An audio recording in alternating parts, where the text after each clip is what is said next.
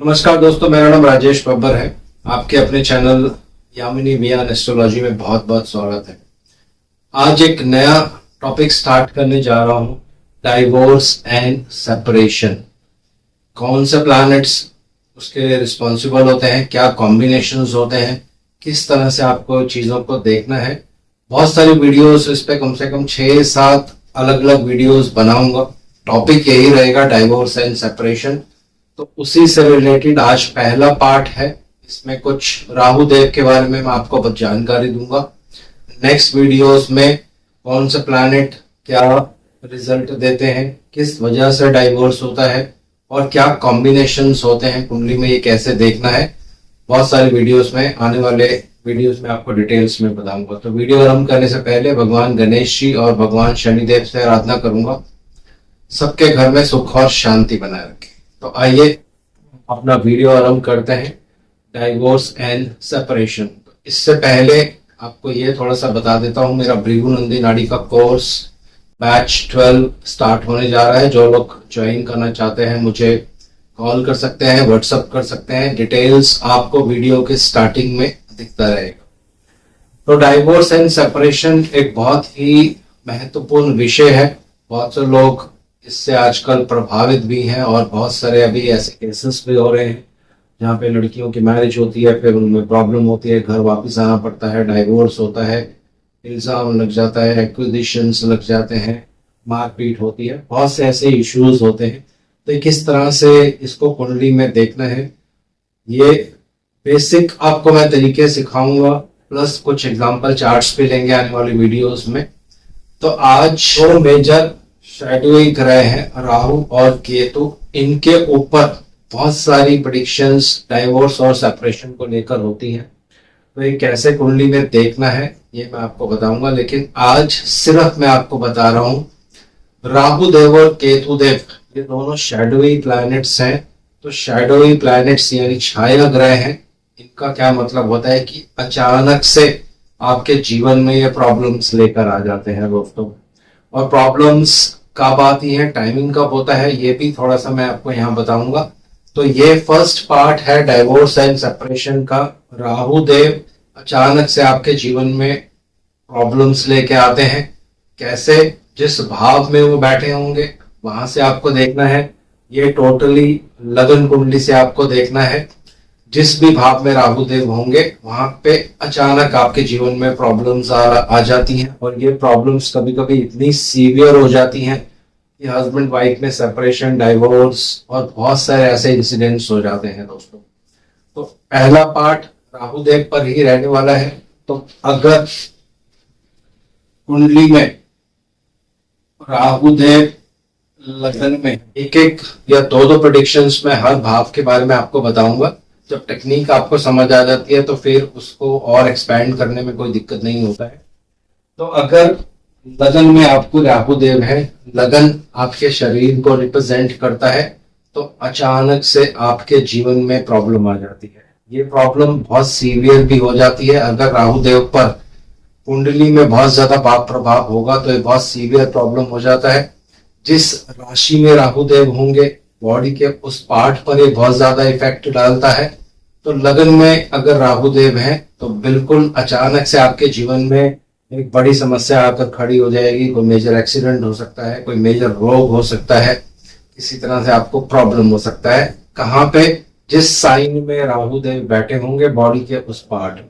तो ये अभी यहाँ पे डिस्कस नहीं करेंगे, सिर्फ आपको बेसिक्स मैं बता रहा हूं। अगर राहु देव यहाँ पे है यानी दूसरे भाव में, तो अचानक से आपकी फैमिली में कोई वाद विवाद खड़ा हो सकता है। अचानक से वहां पे कोई प्रॉब्लम आ सकती है। आपके बोलने की वजह से कुछ प्रॉब्लम हो सकती है। तो ये टोटली किस पे डिपेंड करेगा, जिसकी आप कुंडली देख रहे हैं उसके दूसरे भाव में राहु होगा। आपकी वाणी की वजह से आपके कुटुंब में अचानक से वाद विवाद खड़ा हो जाएगा। दूसरा भाव पैसे का भी होता है। बहुत सारी चीजों को आप इसमें जोड़ सकते हैं। तो यहाँ पे एकदम, क्योंकि राहु देव एक शैडो प्लैनेट है, एक छाया ग्रह है, तो ये अचानक से प्रॉब्लम्स को आपके जीवन में लेकर आ जाते हैं। तो जिस भाव में बैठे होते हैं वहां पे प्रॉब्लम होता है। जिस साइन में बैठे होते हैं बॉडी के उस पार्ट को भी अफेक्ट कर देते हैं। लेकिन अभी साइंस यहाँ पे मैं नहीं ले रहा हूँ। अब अगर किसी भी कुंडली में राहु देव तीसरे भाव में है, तीसरा भाव आपके भाई बहनों का है, तो अचानक से आपके भाई बहन के जीवन में कोई बड़ी समस्या आ सकती है, या आपका उनके साथ कोई वाद विवाद हो सकता है। लेकिन ये होगा कब? एकदम अकस्मात। आपने कभी उस चीज के बारे में सोचा नहीं होगा कि मेरे छोटे भाई या छोटी बहन के जीवन में इस तरह की समस्या आके खड़ी हो जाए। अगर राहुदेव चौथे भाव में होंगे तो यहाँ पे ये आपकी फैमिली है, या आपकी प्रॉपर्टी है, या आपका एजुकेशन का घर है, तो यहाँ पे अकस्मात प्रॉब्लम हो सकती है। प्रॉपर्टी को लेकर वाद विवाद हो सकता है, या आपके एजुकेशन में अचानक से चेंज हो जाएगा। तो ऐसी कोई चीज होती है जिसके बारे में आपने कल्पना भी नहीं की होती है। ऐसी समस्या लेकर राहुदेव आपके जीवन में अचानक से आ जाते हैं। अगर पंचम भाव में राहुदेव होंगे, पंचम भाव जो होता है ये आपकी संतान का घर है, आपके संतान को अचानक से कष्ट हो सकता है, प्रॉब्लम हो सकती है। ये बुरी आदतों का भाव है दोस्तों। पंचम भाव बैड हैबिट्स को इंडिकेट करता है। तो आपके जीवन में जब इस पे पाप प्रभाव पड़ेगा या केतु देव इसके ऊपर आएंगे, तो यहाँ पे आपको समस्याएं अचानक से आने लग जाएंगी दोस्तों। अगर राहु देव छठे भाव में होंगे, छठा भाव रोग का है, एक बड़ा रोग आपके जीवन में अचानक से आपको घेर लेगा। पहले से इसकी कोई इंडिकेशन नहीं होगी आपके जीवन में, लेकिन अकस्मात एकदम से रोग हो जाता है। अब राहुदेव अगर सप्तम भाव में होंगे तो यहाँ पे क्या करेंगे? हस्बैंड और वाइफ के बीच में एक समस्या पैदा कर देते हैं। वो समस्या पहले की नहीं होती है, अचानक से कहीं वो समस्या पैदा हो जाएगी, कोई थर्ड पर्सन बीच में आ जाएगा और वाद विवाद जो है वो शुरू हो जाएगा। ये पार्टनरशिप का भी हाउस है, या आपकी डेली इनकम का हाउस है, ये मित्रों का भी भाव होता है दोस्तों। तो सारी प्रेडिक्शंस आप यहाँ पे जोड़ सकते हैं। मैं मैक्सिमम एक एक प्रेडिक्शन ही हर हाउस में बता रहा हूँ। अगर राहुदेव 8th हाउस में होंगे तो ये आपकी पेरेंटल प्रॉपर्टी है, या वाद विवाद अचानक से खड़ा हो जाएगा दोस्तों। अब राहुदेव अगर नवम भाव में होंगे, नवम भाव जो होता है ये होता है आपकी फैमिली वैल्यूज का। उदाहरण के लिए राहु नवम भाव में है तो आप क्या करोगे? अपनी फैमिली की वैल्यूज के अगेंस्ट जा सकते हो। किसी लड़की से आप प्यार करते हो या किसी लड़के से आप प्यार करते हो, 9th हाउस में राहु है, तो ये अचानक से समस्या पैदा कर देगा। आप रिलीजन के खिलाफ जा सकते हो, यानी अचानक से एक बड़ी समस्या फैमिली वैल्यूज को लेकर खड़ी हो जाएगी। फिर आप फैमिली वैल्यूज को मानोगे या नहीं मानोगे, ये बाकी प्लैनेट्स वहां पे बताते हैं, लेकिन समस्या अचानक से यहाँ आ जाती है। ये आपके पिता का भाव है, ये आपके कर्मा प्रोफेशन का भाव है।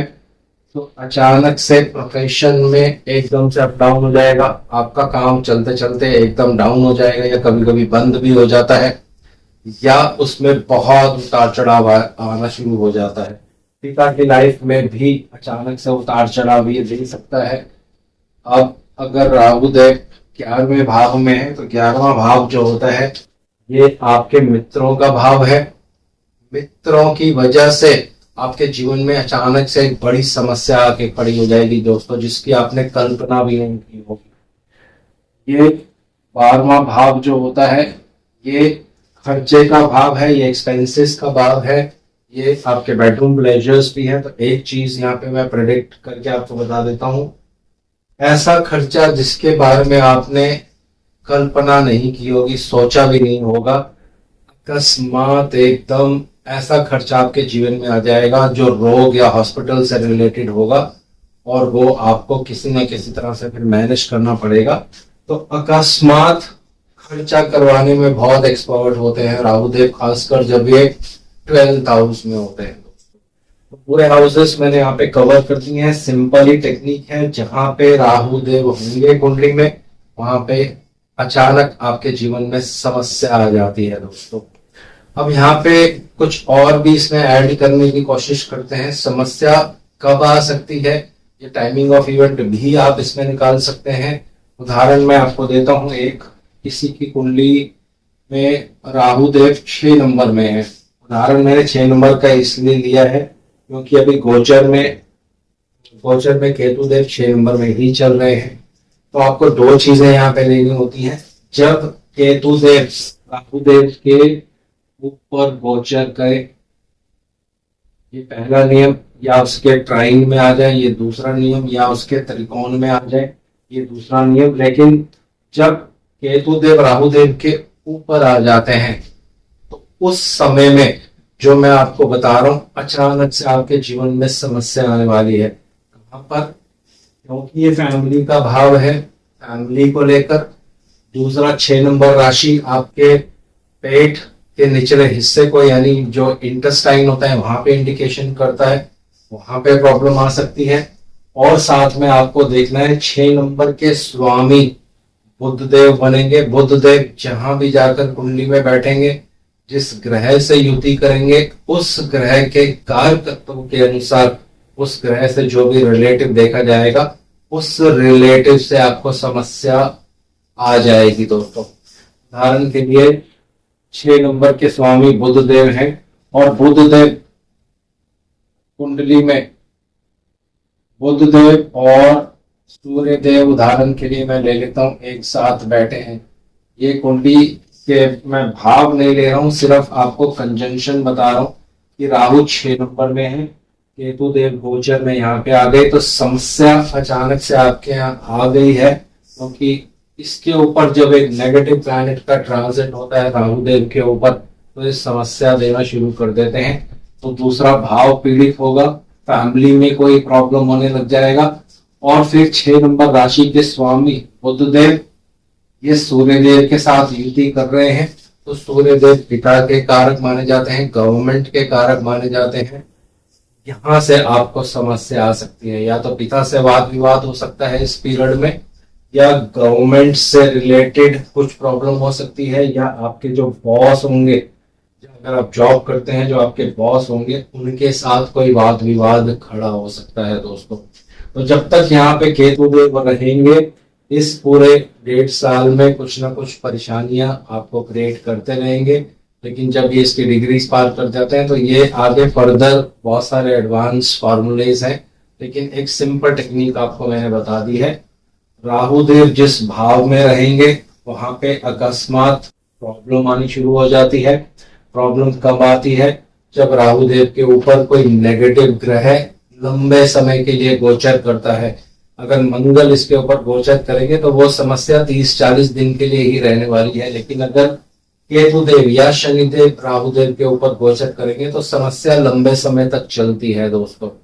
और समस्या कैसे आपको देखना है? भावाधिपति, भावाधिपति किसके साथ युति करेंगे, वो अगर युति नहीं कर रहे हैं तो जो इस भावाधिपति पे प्लैनेट दृष्टि डालेगा उनके साथ उनके कार्यकर्तव्य आपको लेने हैं, तो प्रॉब्लम उस एरिया में आएगी दोस्तों। तो इस तरह से आप सिंपल टेक्निक्स लगा के टाइमिंग भी निकाल सकते हैं। और यही चीज डाइवोर्स और सेपरेशन में कैसे यूज होगी आने वाली वीडियोस में आपको मैं बताऊंगा। तो आज ये इसका पहला पार्ट डाइवोर्स एंड सेपरेशन का है। नेक्स्ट पार्ट में आपको ग्रहों के बारे में कुछ कॉम्बिनेशंस बताऊंगा, कैसे कॉम्बिनेशंस को डिकोड किया जाता है, कौन सा ग्रह सबसे ज्यादा रिस्पॉन्सिबल होता है जब प्रॉब्लम स्टार्ट होती है। तो नेक्स्ट वीडियोस में डिस्कस करेंगे। आज इस वीडियो को यही विराम दे रहा हूँ। आशा करता हूँ सब कुशल मंगल होंगे। भगवान शनिदेव से आराधना करूंगा सबके घर में सुख और शांति बनाए रखे।